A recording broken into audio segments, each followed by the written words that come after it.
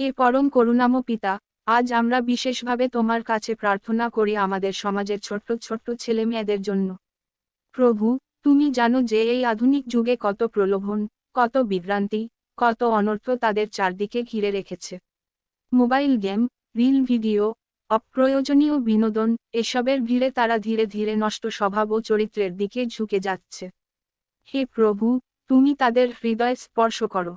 অল্প বয়সে প্রেম, ভ্রান্ত মোহ, ব্যভিচার, পরকীয়া, এইসব অন্ধকার পথ থেকে তাদের রক্ষা করো। তাদের মনে শুদ্ধতা, সত্যতা, ভক্তি ও ধার্মিকতার আলো জ্বালিয়ে দাও। যেন তারা ভুল পথে না হাঁটে, প্রলোভনের ফাঁদে না পড়ে, বরং তোমার সত্য পথে চলতে শেখে। প্রভু, তাদের পরিবারকে জ্ঞান দাও যেন তারা সন্তানদের সঠিকভাবে দিকনির্দেশনা দিতে পারে।